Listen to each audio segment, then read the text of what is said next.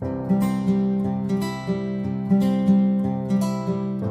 and welcome to the forecast for Cancer rising or Sun or Moon if you prefer for August 2021.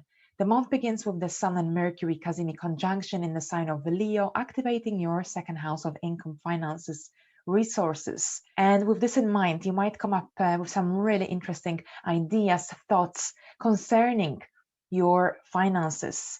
This could be a time when you realize that it's time to change your money spending habits and perhaps realize what contributes to your financial success or perhaps what blocks it.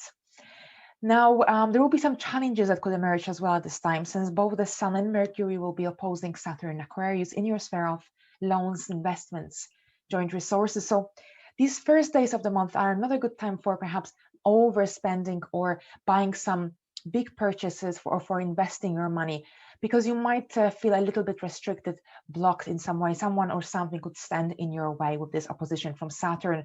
Generally, oppositions are times when we are challenged to implement changes into our lives, especially here with this opposition with Saturn. So yes, there could be some imbalance regarding your finances, your joint resources as well. That could and this could stimulate you to change, to make some adjustments. Now, on the 8th of the month, we've got a new moon in Leo.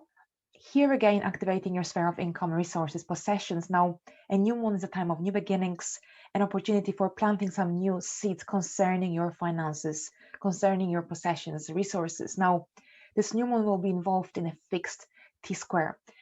Cancer is a cardinal sign, so slightly different energy. Now, cardinal energy is about seeking action, while fixed energy is resistant to change.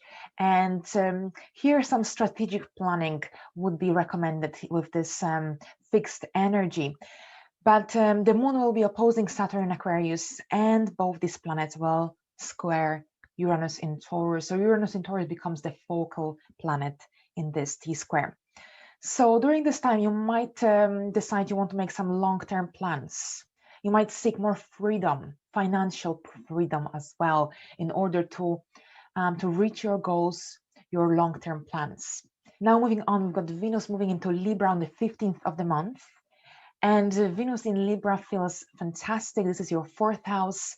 It's a really pleasant energy to have in your domestic life. You might seek to implement some changes concerning your home environment, perhaps beautify your home space.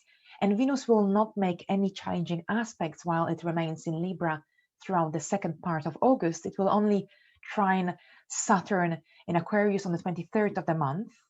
And Saturn in Aquarius is in your 8th house. So this is a great time for making some long-term plans concerning your domestic life, your family life, because Saturn likes consistency and discipline as well.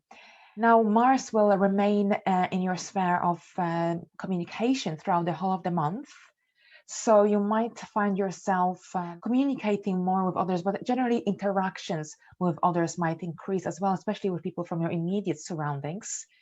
On the 18th, Mars and Mercury will conjunct in a Virgo, and this will be in your third house of communication. So this will be a really great time for putting some of your ideas, because Mercury is about ideas, opinions, mind, thinking.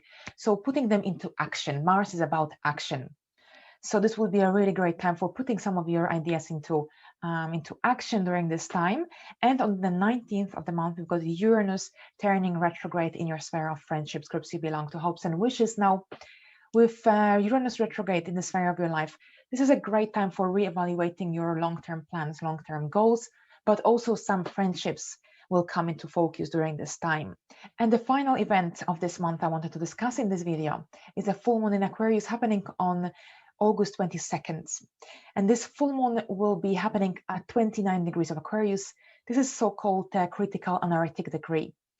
This is the second full moon in Aquarius we will have throughout July and August. So this full moon in Aquarius could be about perhaps completion or endings of some matter. So perhaps you might be about to move into a new situation, a new chapter in your life, but there could be something that needs to you need to complete before you move forward, because the moon is in the very final degree of the sign. So it's kind of like you want to move forward, but something is still holding you back. Something still needs to be completed.